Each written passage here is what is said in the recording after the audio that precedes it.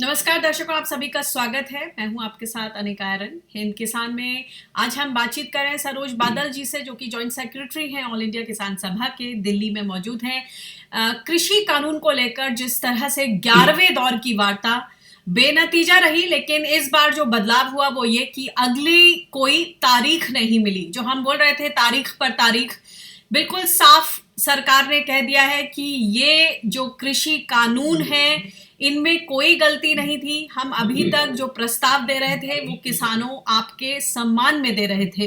तो इस पर समझते हैं कि ये जो स्टैंड लिया है सरकार ने और बिल्कुल साफ तौर पर कह दिया कि ये जो है आपके सामने यही है, अब इस पर कोई तारीख नहीं, कोई बातचीत नहीं। हाँ, अगर आप इनको मंजूर करते हैं तो हम आपसे बातचीत आगे करने के लिए तैयार हैं। ये जो स्टैंड है इसके क्या मायने हैं, खासतौर से 26 जनवरी की परेड को लेकर टकटकी लगी हुई है आम जनता की भी, और ये जो ताजा फैसला है उससे कहीं ना कहीं ऐसा लग रहा है कि कहीं सबके मन में एक और डर बैठ गया कि कहीं टकराव की स्थिति ना हो जाए। लॉ एंड ऑर्डर सिचुएशन को लेकर जो सुप्रीम कोर्ट ने पुलिस को जो बल दिया है ये कहकर कि लॉ एंड ऑर्डर आपकी जिम्मेदारी है, इस सब को देखते हुए इस पर बातचीत करते हैं, समझते हैं कि किस तरह से आगे आने वाले दिनों में कृषि कानून को लेकर क्या होने वाला है। सरोज जी नमस्कार। सबसे पहले आपकी प्रतिक्रिया, जो सरकार की तरफ से ये स्टैंड आया है कि इन कानूनों में कोई खामी नहीं, हम आपके सम्मान के लिए प्रस्ताव लाए थे, आप कोई निर्णय नहीं ले पाए, तो अब यही हमारी तरफ से आखिरी निर्णय है। अगर आपको मंजूर है तो हम आगे बात करेंगे। देखिए, सरकार ने जो प्रस्ताव दिया था वो प्रस्ताव ही अपने आप में असंवैधानिक और अव्यावहारिक था। पार्लियामेंट्री डेमोक्रेसी में, भारत के संविधान में ऐसा कोई प्रावधान नहीं है जहां पर संसद द्वारा पारित किए गए, बनाए गए किसी कानून को कुछ समय के लिए स्थगित किया जा सकता हो, ऐसा कोई प्रावधान नहीं। तो वो उनका जो प्रस्ताव था वो अपने आप में एक तरीके का झांसा देने का काम था। अगर उसको ठगी नहीं कहा जाए तो कम से कम झांसा तो था ही। और इसीलिए उस सवाल पर पहले दिन ये बातचीत हुई थी कि आप कैसे करेंगे। जब ये सुप्रीम कोर्ट ने ये किया था कि जब तक ये कमेटी की मीटिंग नहीं हो जाती है, कमेटी की रिपोर्ट नहीं आ जाती है, तब तक के लिए स्थगित किया जाता है। उस वक्त भी हम लोगों ने कहा था कि किस प्रक्रिया के तहत आप स्थगित करेंगे। वी द पीपुल में, पार्लियामेंट्री डेमोक्रेसी में जनता के द्वारा चुने गए लोग सर्वोच्च हैं। अगर 542 लोगों की लोकसभा कोई फैसला लेती है तो 3 लोगों की सुप्रीम कोर्ट की जजों की बेंच उसको रोक नहीं सकती है, तब तक जब तक कि उसकी कॉन्स्टिट्यूशनल वैलिडिटी संदेह में नहीं हो। तो सरकार की पेशकश ही अपने आप में बहुत ही झांसा देने की कोशिश थी और इसलिए ये होना ही था। और जहां तक आपने एक बात बोली है कि तारीख पर तारीख, सरकार ने तारीख नहीं दी। सरकार एक बात भूल जाती है कि उसके पास केवल तारीख है।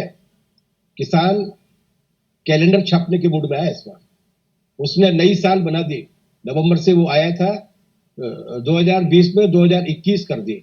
इसलिए वो अगर ये सोच रहे हैं कि इस तरीके से वो डरा के कि अब हमने तारीख नहीं दी और किसानों के बीच में कोई डिमोरलाइजेशन होगा, वो बिल्कुल गलतफहमी है। किसान इन 3 बिलों के मामले में पूरी तरीके से कन्विंस्ड है और वो ये मांग करने के लिए आया है कि उनको वापस लिया जाना चाहिए। उसमें एक भी चीज, एक भी क्लॉज ऐसा नहीं है जो क्लॉज इस देश की खेती या किसानों के लिए लाभकारी है। सरकार ने आज जो बयान दिया है वो उसकी एरोगेंस की निरंतरता है, वो उसकी हठधर्मिता की निरंतरता है कि वो ये कह रही है कि हमारे हिसाब से तो सब कुछ ठीक है। वो गलत जी, ये बताएं, ये बात समझ के परे है कि जो किसान है वो पॉइंट वाइज अपनी सारी दिक्कतों को और इसमें जो खामियां हैं वो गिनवा चुके हैं, और मेरे ख्याल से पिछली कुछ वार्ताओं के आधार पर जो भी बातचीत, जो तर्क दिए गए, सरकार ने खुद माना कि वो संशोधन के लिए तैयार है। जब वो संशोधन के लिए तैयार दिखी तो फिर आज की तारीख में ये किस तरह का स्टेटमेंट कि इन कानूनों में कोई खामी नहीं। देखिए, सरकार को चौथे दौर की बातचीत में किसानों की ओर से 1.5 घंटे तक पॉइंट बाई पॉइंट बताया गया था कि ये बिल क्यों खराब है खेती के लिए, किसानी के लिए और देश के लिए। जब 5वें दौर की वार्ता हुई तो किसानों ने जाकर ये बोला कि अब हमें ये बता दीजिए, आप, हमने आपको 1.5 घंटे तक समझाया था, अब हम शाम तक बैठे हैं, आप हमको बता दीजिए कि ये बिल क्यों अच्छे हैं। और सरकार ने वो बात नहीं कही उन्होंने ये कहा कि इन 40 लोगों के साथ बैठकर बातचीत करना संभव नहीं है, अब 4-5 लोगों की कमेटी बना दीजिए। तो किसान संगठनों ने ठीक तरीके से कहा कि हम 40 लोग सुनना चाहते हैं, आपको तो बना दीजिए, ये कमेटी बनाने वाला जो प्रचलन है वो उससे इस देश की जनता पूरी तरीके से अवगत है, वो कमेटी हमको नहीं चाहिए। तो सरकार ने इस पूरे 40 लोगों की वार्ता के दौरान 11वें दौर में भी आज तक एक बार भी नहीं बताया कि ये बिल क्यों अच्छे हैं। एक बात आपने पढ़ा होगा, अमित शाह जी ने एक बयान दिया था करनाल वाली घटना के बाद, और उन्होंने अपने नेताओं से ये कहा था कि इन बिलों के समर्थन में गांव में जाकर मीटिंग मत कीजिए जी। एक तरीके से उन्होंने इस बात को स्वीकार कर लिया था कि किसानों को इन बिलों को समझा पाना संभव नहीं है। आप किसान नेताओं को समझा नहीं रहे हैं, किसानों को समझा नहीं रहे हैं, इसके बाद भी कह रहे हैं कि ये बिल बहुत अच्छे हैं और हम तो ये मानते हैं। अगर ये वाकई में ये बात है तो आपने 2 दिन पहले ये पेशकश क्यों की थी कि 1.5-2 साल के लिए हम रोक देते हैं जी। और अगर आप 1.5-2 साल तक इनको रोकने के लिए तैयार थे तो 1.5-2 तो आप उनको वापस ले लीजिए और 1.5-2 साल तक पूरे देश भर में जनता को उसके लिए तैयार करके दोबारा ले आइएगा अगर आप ठीक समझते हैं तो। लेकिन वो दरअसल पीआर एक्सरसाइज कर रहे हैं, जनता के बीच में ये संदेश ले जाने की कोशिश कर रहे हैं कि किसान अड़ा हुआ है, जबकि असल में वो अड़े हुए हैं क्योंकि कॉर्पोरेट के साथ उन्होंने एडवांस लिया हुआ है और कॉर्पोरेट के एजेंडे को लागू करना है। 4 लेबर कोड वहां लेकर आए थे, 3 एग्री कोड यहाँ पर लेकर। मगर सरोज जी यही बात है जो आपने बात की कि लोगों के बीच में एक नैरेटिव बिल्डअप करने की कोशिश है और कहीं ना कहीं ये कोशिश सार्थक होती भी नजर आती है, क्योंकि जो शहरी लोग हैं जो कहीं ना कहीं अभी भी इस आंदोलन से अपने आप को जोड़कर नहीं देख पा रहे हैं, उनको ऐसा ही लग रहा है, या आपने बिल्कुल सही कहा कि अब जाकर सरकार तो तमाम तरह के रास्ते दे रही है लेकिन किसान जो है वो हठधर्मिता पर हैं। और दूसरा उनका तर्क ये भी रहता है, अगर मैं ऐसी जनता की बात करूं, शहरी जनता जो कहीं ना कहीं इन मुद्दों को समझ नहीं पाए हैं, अनफॉर्चुनेटली जो पूरा कंफ्यूजन फैला है, गोदी मीडिया की बात करें या फिर जो नैरेटिव बिल्डअप है। दूसरी बात यह कि देश में अगर इस तरह से आंदोलन के आगे सरकारें झुकती रही तो फिर कोई भी इस तरह के कठिन फैसले लेने मुश्किल हो जाएंगे। जी देखिए, 2 बातें हैं इसमें 2 मत नहीं है कि शहरी मध्यम वर्ग के एक बड़े हिस्से को गोदी मीडिया के जरिए और आईटी सेल के प्रोपेगेंडा के जरिए एक पक्षीय प्रचार कर करके उसके बीच में इन कानूनों का सार जाने नहीं दिया गया है। तो ये किसान आंदोलन की जिम्मेदारी बनती है, जागरूक नागरिकों की जिम्मेदारी बनती है कि वो उसके असली पक्ष को लेकर जाए, क्योंकि हमने जो स्टडी किया है इसको, हमने ये पाया कि किसानों के लिए तो ये खतरनाक है ही, लेकिन आम नागरिक के लिए ज्यादा खतरनाक है। उसकी तो पूरी की पूरी मतलब फूड सिक्योरिटी भी खत्म हो जाएगी, बाकी के जितने भी और पहलू है, जो महंगाई बढ़ेगी, जो अकाल पड़ेंगे, वो एक अलग पहलू है। लेकिन वो संदेश उसके बीच में नहीं पहुंच पाया। लेकिन सारी जनता के बारे में मुझे लगता है कि कहना थोड़ी जल्दबाजी होगी, क्योंकि हमारे पास जो फीडबैक है और हम ये मानते हैं कि शायद वो ठीक ही होगा, वो फीडबैक नंबर 1 ग्रामीण इलाकों में, चाहे वो गुजरात हो चाहे वो मध्य प्रदेश हो, उन राज्यों में जहां पर बीजेपी की सरकार है, वहां के किसान के 90% हिस्से को इस बात की पूरी आश्वस्ति हो गई है कि ये कानून और मोदी जी की सरकार द्वारा उठाए गए कदम हमारे खिलाफ है, खेती के खिलाफ। और अभी मैं आपके बीच में जब बोल रहा हूं, अभी मैं ठीक एक यहाँ के जो राष्ट्रीय ट्रेड यूनियंस है, उन सारी सेंट्रल ट्रेड यूनियंस की मीटिंग में से लौट कर आ रहा हूं। किसानों के साथ उनकी बैठक थी और उन्होंने भी ये तय किया है कि अब ट्रेड यूनियन आंदोलन ने अपने एजेंडे पर इसको शामिल किया है। अभी तक वो केवल समर्थन व्यक्त कर रहे थे, एकजुटता व्यक्त कर रहे थे, लेकिन अब वो सारी की सारी कार्रवाइयों में भागीदारी भी करेंगे 26 जनवरी की परेड सहित। तो जो जनता का व्यापक हिस्सा है, चाहे वो किसान हो चाहे वो मजदूर हो, वो व्यापक हिस्सा काफी हद तक कन्विंस है। ये बात सही है कि शहरी मध्यम वर्ग का एक बड़ा हिस्सा अभी भी उनके गोदी मीडिया के असर में है, लेकिन वो भी देर सवेर निकल आएगा, ऐसा हमको। और जो ये दूसरा तर्क दिया जा रहा है कि अगर सरकारें इस तरह से आंदोलनों से झुकती रही तो आगे फिर कठिन फैसले लेने मुश्किल हो जाएंगे। किस तरह की जवाबदेही रहेगी, अकाउंटेबिलिटी रहेगी सरकार की अगर वो इस तरह से झुकने लगी, पीछे कदम हटाए तो? देखिए, कठिन फैसले लेना तो हमेशा मुश्किल होना ही चाहिए। जो कठिन फैसले हैं इन्वर्टेड कॉमास में, जिनको वो कठिन मानते हैं, उसके बारे में नीति आयोग के सीईओ साफ साफ बोल चुके थे कि ये कोरोना का समय, जब कोविड की वजह से लोगों का बाहर निकलने पर रोक लगी हुई है, ये उन्होंने ऑन रिकॉर्ड बोला है। उन्होंने ऑन रिकॉर्ड ये बोला है कि ये सही समय है जब हमें ऐसे फैसले लागू कर देने चाहिए जिन फैसलों को हम सामान्य समय में लागू नहीं कर सकते, क्योंकि लोग आंदोलन करने के लिए सड़कों पर आ जाएंगे। तो ये कठिन फैसला क्या होता है? कठिन फैसला मतलब आप जनता के हिस्से को छीनकर, देश की संपत्ति को छीनकर कुछ कॉर्पोरेट्स के हाथ में हैंडओवर करना चाहते हैं, वही तो कठिन फैसले हैं। तो ऐसे कठिन फैसले लागू करने के लिए वो अनुकूल समय मानते हैं, जिसके लिए मोदी जी ने कहा था कि ये महामारी एक अवसर की तरह इस्तेमाल की जानी चाहिए। तो ऐसे कठिन फैसले तो लागू नहीं होने दिए जाने चाहिए। यही तो लोकतंत्र की ताकत। 26 जनवरी लोकतंत्र का दिन है और उस संविधान ने ये अधिकार दिया है कि हम सरकार की गलत नीतियों के खिलाफ, जन विरोधी नीतियों के खिलाफ लड़े, उसका मुकाबला करें, लोकतांत्रिक अधिकार दिए। तो ये कठिन फैसले लागू नहीं कर पाएंगे, ये डर अगर उनके मन में है तो बिल्कुल सही है और होना भी चाहिए। जी, ऐसे में ये बताएं कि अब क्या स्थिति बन रही है? एक तरह से आम जनता बहुत आशंकित है कि एक टकराव की स्थिति तो नहीं बन रही है, क्योंकि ना सरकार मान रही है, ना किसान मान रहे हैं। 26 जनवरी को परेड होगी, किसान अपनी परेड करेंगे, जवान अपनी परेड करेंगे। लॉ एंड ऑर्डर की जहां तक बात है, सुप्रीम कोर्ट ने दिल्ली पुलिस को बोल दिया है कि ये पूरी तरह से आपकी जिम्मेदारी है, इसको ओपन एंडेड छोड़ दिया। आप इसे किस तरह से देखते हैं? देखिए, जहां तक सुप्रीम कोर्ट का फैसला है, सुप्रीम कोर्ट के फैसले से के मामले में कोई टिप्पणी करने की कोई आवश्यकता नहीं है, लेकिन आमतौर से उसकी व्याख्या ये की जा रही है कि उन्होंने हस्तक्षेप करने से मना कर दिया, लेकिन उन्होंने जो जिस लोडेड भाषा का इस्तेमाल किया है, आप याद कीजिए, सुप्रीम कोर्ट ने ये कहा था कि ये बहुत शांतिपूर्ण तरीके से चलने वाला आंदोलन है, उन्हें अपना आंदोलन करने का अधिकार है, लोकतांत्रिक अधिकार है। ये शुरुआती टिप्पणियों में से एक था। जी। लेकिन पुलिस वाले मामले में उन्होंने ये कहा है कि पुलिस के पास सारे अधिकार हैं, वो इस मामले में खुद फैसला ले सकती है। जबकि हमें लगता है कि सुप्रीम कोर्ट को ये कहना चाहिए था कि उनको गणतंत्र दिवस पर अपनी परेड निकालने का अधिकार है, लोकतांत्रिक अधिकार है। पुलिस को व्यवस्था करनी चाहिए कि वो किस तरीके से शांतिपूर्ण तरीके से गुजर जाती है। हम भी पुलिस से यही आग्रह करना चाहते हैं। हमारी परेड सरकार की औपचारिक परेड के खत्म होने के बाद शुरू होगी, दोपहर के 12 बजे के बाद। हमारी परेड का उस परेड के रास्ते के साथ कोई टकराव नहीं है, कोई अंतर्विरोध नहीं है, कोई कंट्राडिक्शन नहीं है।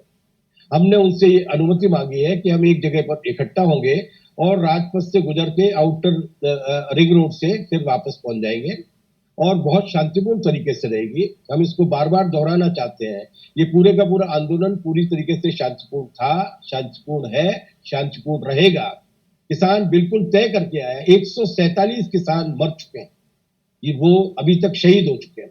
लेकिन एक बार भी आपने कहीं भी इस बात को नहीं सुना होगा कि कोई आक्रोश की अभिव्यक्ति, मुखर अभिव्यक्ति किसी ऐसी कार्रवाई में हुई हो जो कानून और व्यवस्था के हिसाब से ठीक नहीं मानी जाती।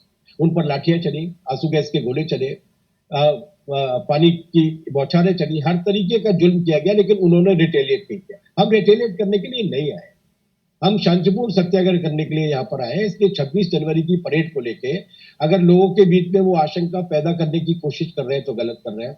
मैं आपको एक फीडबैक देना चाहता हूँ कि इस बार जितने भी लोगों से मेरी बातचीत हुई है पिछले 3 दिन में, उनका ये कहना है कि आमतौर से दिल्ली 26 तारीख को बंद रहता है।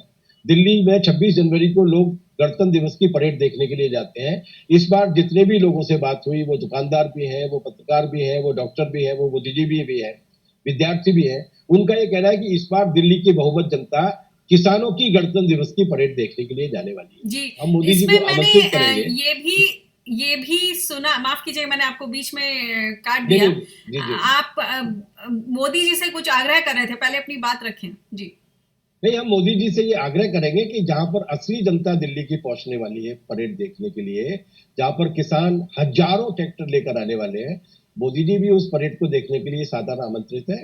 किसान अपनी भीड़ में उनके प्रति किसी भी तरीके का जो उनको कानून व्यवस्था का मामला लगता है, ऐसी कोई बात नहीं होगी। ये देश के नागरिकों की, किसानों की, जो धीरज वाले लोग हैं, उनकी परेड है। बिल्कुल, मैंने इस पर सोशल मीडिया पर ये खबर भी पढ़ी थी, भारतीय किसान यूनियन हो या तमाम किसान संगठन, कि हम दिल्ली की जनता को आमंत्रित करते हैं कि कुछ लगभग 29 राज्यों से झांकियां निकलेंगी, किसानों की जिंदगी में अगर वो झांकना चाहते हैं, एक जो अर्बन इंडिया और ग्रामीण भारत के बीच का जो एक गैप है, अगर उसे आप पाटना चाहते हैं, तो ये एक बहुत अच्छा मौका है कि आप आएं और इस परेड को देखें। लेकिन इसमें जिस तरह की आशंका जताई जा रही है, एक बार फिर से मेरा वही सवाल कि बोला जा रहा है कि कुछ असामाजिक तत्व इस सिचुएशन को, जो ये नाजुक सी सिचुएशन बन रही है कि किसान नहीं मान रहे, सरकार नहीं मान रही, इसका लाभ उठाते हुए कुछ गलत काम कर सकते हैं या कुछ इस तरह का लॉ एंड ऑर्डर सिचुएशन खराब करने की कोशिश कर सकते हैं। तो क्या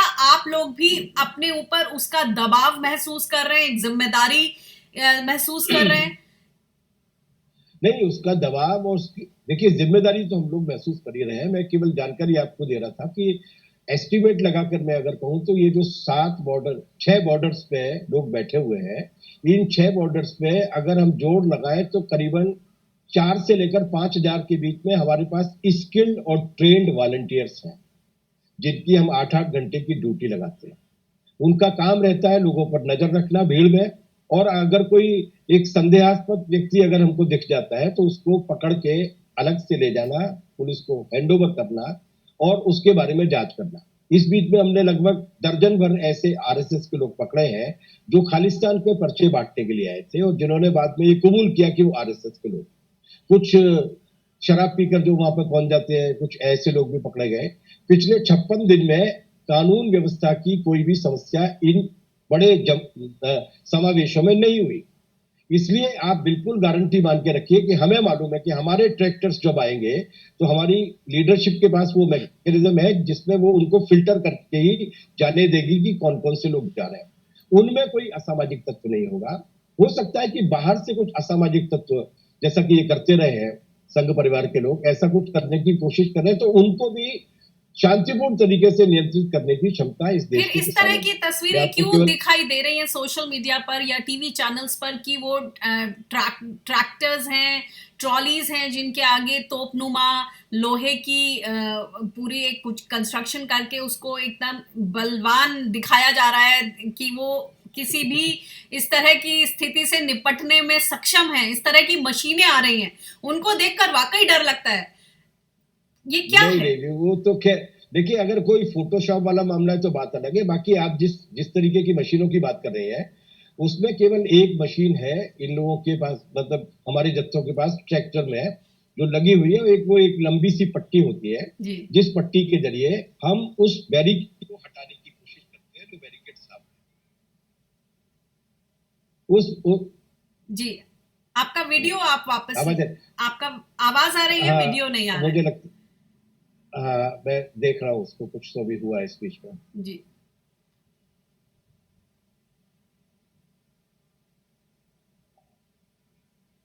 आया जी। हाँ, तो वो एक ऐसी चीज है जिसमें अब ये कंक्रीट के स्लैब्स डाल देते हैं, ये सब कर देते हैं जिन्हें हाथ से हटाना मुश्किल होता है। इसको हटाते हटाते यहाँ तक पहुंचे हम लोग, और आपने नोट किया होगा कि इस पूरी प्रक्रिया में एक भी पुलिस वाला घायल नहीं हुआ जी, क्योंकि पुलिस टारगेट नहीं थी, टारगेट वो बैरिकेड था, उसको हमारा। तो मोदी जी अगर ऐसे बैरिकेड न लगाने का वादा करते हैं तो ऐसे किसी भी सिस्टम को हम लोग लेकर नहीं आएंगे। और तोपे वोपे नहीं है, झांकी निकलती है तो झांकी में बहुत सारी चीजें लगती है। गणेश जी निकलते हैं उसमें झांकी में, वो गणेश जी थोड़ी होते हैं, इसलिए कोई डरने की आवश्यकता नहीं है। और बाकी एक बात आप समझ लीजिए, 29 प्रदेशों में किस किस तरीके की फसलें होती हैं, उन्हें उगाने में किसान को किस किस तरीके का श्रम करना पड़ता है, हम वो झांकी निकालना चाहते हैं। हम डोनाल्ड ट्रंप के लिए यज्ञ करते हुए झांकी नहीं निकालना चाहते। हम इस देश के किसान की वास्तविक पीड़ाओं को अभिव्यक्त करते हुए झांकी निकालना चाहते हैं। हम इस देश की खेती के से दिल्ली को, पूरे देश को और पूरी दुनिया को परिचित कराना चाहते हैं कि ये लोग जो यहाँ बैठे हुए हैं वो किस मुश्किलों में काम करते हैं, ताकि उनके बारे में जानकारी मिले।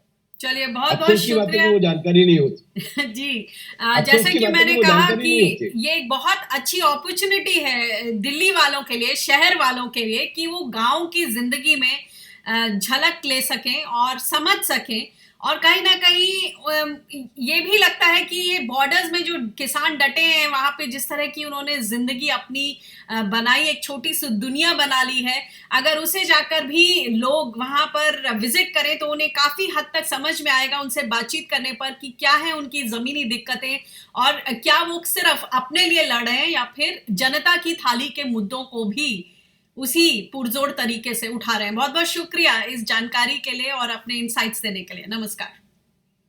Thank you.